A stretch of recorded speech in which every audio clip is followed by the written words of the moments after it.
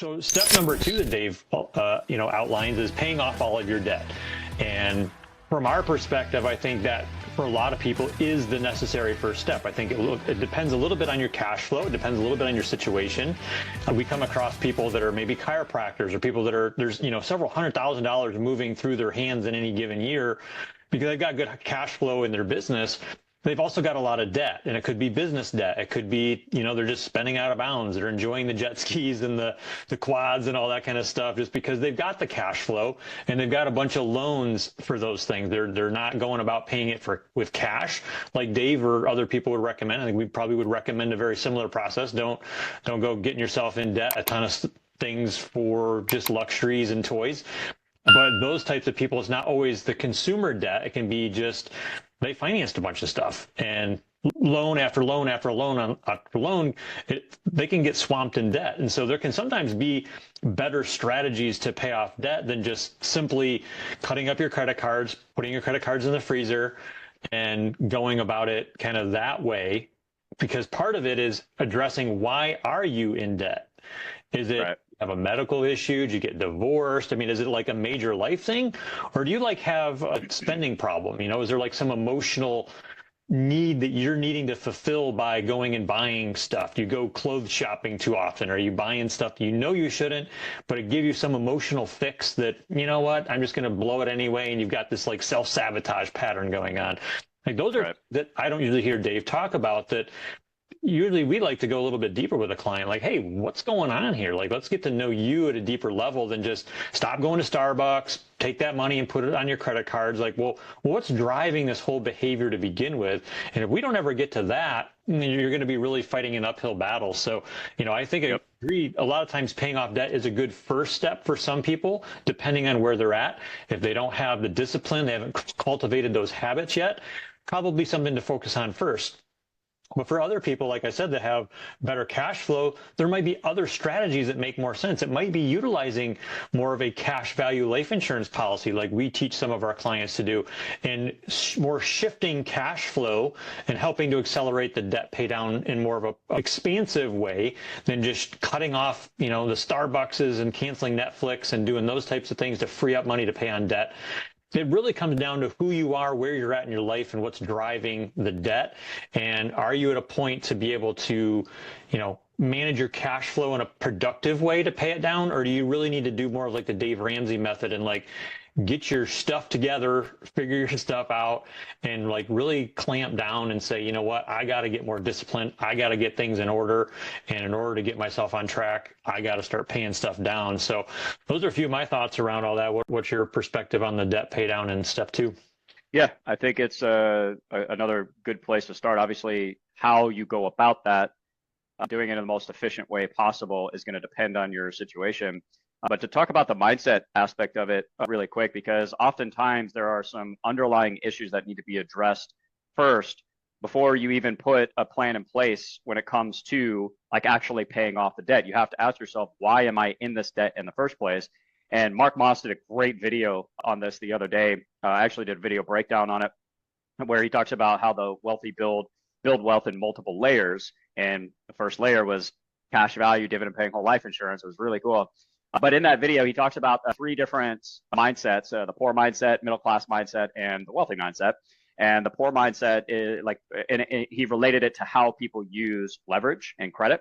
And so in a poor mindset, people are using credit to survive, credit and leverage to survive because they just can't afford, they can't pay all their bills. They don't make enough income. Those emergencies or just life happens and they don't have the foundation in place, the savings in place to cover it. So they use credit cards to essentially survive, right? And it's really unfortunate. And that's a different set of problems that you have to address first. Because if you start paying off debt, but you haven't addressed the underlying issues, well, you're not going to get anywhere, right? So you have to figure out what got you into this position in the first place. That is like, that's so important. You need to start addressing that. So if you're in that phase, well, the income is the problem. You have to figure out how to make more income. And also, can you lower your expenses so you're not making the debt problem worse, right? The second mindset, the middle class mindset, people, these types of people use leverage and credit to increase their lifestyle. Right. So that's where you get the people that make $100,000, $200,000 a year, but they're living paycheck to paycheck. because they've levered themselves to the hilt where, they got to keep up with the Joneses, the nice house, the nice car, the boat, the trips and all that. And there's nothing wrong, obviously, with, living. I mean, we want to live. Otherwise, what's the point of making money? Right? We want to go on the trips and we want to have nice things, whatever, but you have to do it strategically. And that's where the conversation would come into the difference between good debt and bad debt, right? Because there is a difference, right? And that leads me to the third mindset, which is the wealthy mindset, where those people use leveraging credit, debt to acquire assets, income producing assets that will then increase their lifestyle, right? And so the mindset, depending on where you're at, it's really, really key. Because at the end of the day, these things are just tools. Credit cards, debt, loans, whatever. They're just tools. And if you use them the right way, it can really accelerate the wealth building process in your life. But if you're using it to survive, if you're using it to increase your lifestyle, well, that's something that those are problems that need to be addressed first. Okay. And once the mindset is addressed, now we can, and obviously I'm a big advocate of always increasing your income regardless of where you're at in life, in your financial journey. Always be increasing cash flow, income, etc., because it gives us a strong foundation to make more strategic moves when it comes to where we put our money, investing, etc. And obviously, we're also able to weather the different things that life throws at us much more efficiently. But once we have that in place, let's say we do have a lot of debt, well, now we can start to figure out what is the most efficient way to get rid of this debt. For some people, it's going to be the snowball effect, or the snowball strategy, avalanche strategy. Like, there's different ways to do it. I'm a very big advocate of using cash value, dividend paying whole life insurance to pay off debt, but not everybody's in a position to use that. So the question would be, well, should I wait a long time until I'm in a position to do cash value life insurance, or should I start paying my debt off now? Well, in that case, I would say probably start paying your debt off. Like, because, Garrett Gunderson talks about this too, where, or is it Garrett? It might be Garrett and Chris Nagel. They both talk about debt, where when you pay off that debt, that's like getting an instant rate of return, right? Because that money's no longer going out the window anymore. So if you're paying 25% interest on credit cards, but you're still putting money into a 401k to try and get an average of 8, 9, 10%, whatever the market's going to do, well, that doesn't make any sense, because you're paying 25% interest over here. All right. So get that instant return first by paying off the debt in the most efficient way that you can. And then you move on to the next phase. Because if you're buried in debt, man, it is really, really hard to make strategic moves when it comes to building wealth and investing, because there's just so much weight of this debt. Once that's paid off, man, the world starts to become your oyster a little bit, and you sleep a lot better at night too. So I like that the paying off the debt is step 2. That gives instant return when you start paying those things off. Again, it comes down to progress being a great motivator. Like, you see your debt starting to reduce, man, that feels really, really good. And when you finally hit that debt-free zone when it comes to credit cards, high interest, man, that feels really good. That makes you want to continue going forward. The only thing I would say is everybody's situation is different. So just because you have debt, that doesn't mean we just throw all of our cash at it. If there's a more efficient way to do it, which would be something like using a whole life insurance policy, we might want to explore that first, because when we do it that way, we're being more efficient. We're keeping the wealth within our own personal economy, is what I call it. And there's just so many more benefits of doing it. That's how I consolidated my mother's credit card debt. She had 12 or 13 credit cards. Like, it was ridiculous. And we used my policy to pay it off instead of her own cash. Her credit score is over 700 now. I put $800 a month back into her pocket.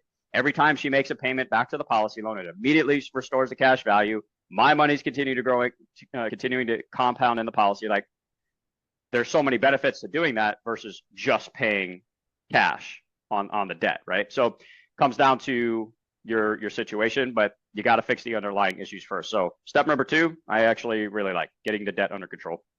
Yep. Yeah. All great points. And I'm thinking back, you mentioned Garrett Gunderson in his books. He talks about one of the strategies to pay down debt faster. You hear Dave talk about the snowball effect. I think it's Susie Orman that talks about the avalanche. So those are like hitting the lowest, payment the hardest and getting that smallest debt paid off, because that starts giving you that confidence and that momentum. Sometimes it's paying off the highest interest rate first. That's like, attack that. Garrett, he teaches, and I don't think it's his original concept, something called cash flow index. So you take the principal that you have, dividing it by the normal or minimum payment that you're making. And then if that number is above 50, it's an efficient loan, meaning it's not a drain on your cash flow. If it's below 50, it's an inefficient loan and it's more of a drain on your cash flow. And so his strategy is looking at your debts and doing that calculation on every single debt. Like I've got all my debts, we've got that in a spreadsheet. Like I know every month where we're at, like I know which ones are the least efficient and put more on those if we need to, because sometimes we carry a credit card balance based on, cash flow of our own situation. We're not always perfect with all this stuff. But I know the score on that stuff.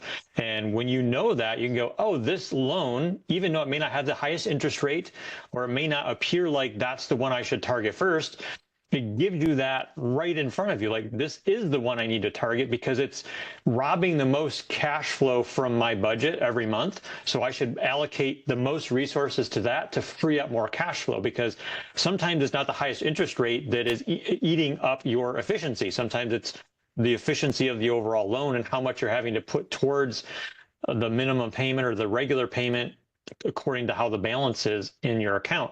So that's a great way to do it. And again, no one size fits all. Some people, they may need to start with, I just need to hit the $100 account and pay that off to feel good about my situation.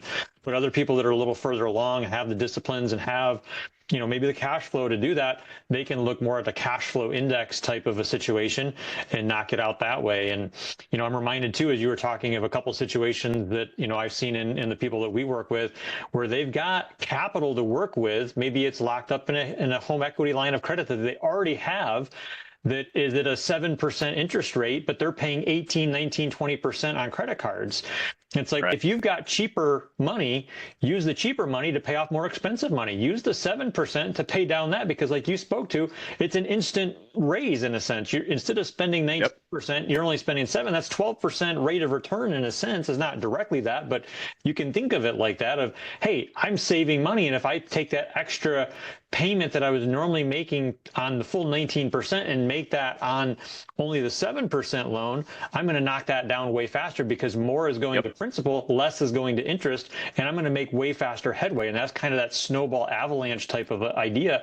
But if you've got capital locked up, if you've got good credit and you've got maybe a vehicle that's paid off, that might be an avenue to explore. Talk to somebody about that. Hey, do that, grab that equity out of that vehicle, pay off your credit card debt, because that type of a loan can help boost your credit score. It could be a lot of benefits to that. And a lot of those types of scenarios comes down to, are you disciplined? Because you don't ever want to get yourself in a situation where you took out another loan, or you're using a HELOC and then you didn't correct that underlying issue like we talked about, and then you get yourself into more trouble. We never want to advocate that, of course. We want you to always be safe and secure and be conservative in these things, but there are a lot of times ways to accelerate the debt pay down. So we could probably talk for a long time on all that stuff, but let's jump in. Do you have another thought? Nope. Okay. Nope. I thought that was great. Yep. Good stuff. Cool, Move on. What's up, my fellow wealth creator? Thank you so much for checking out this clip from the Millennial Wealth Creator podcast. If you'd like to watch the full podcast, there will be a link down below in the description. Make sure to also check out the additional tools, training, resources that I have in the description as well, just to help you along your journey. Thanks again for checking out the clip, and we'll see you in the next one.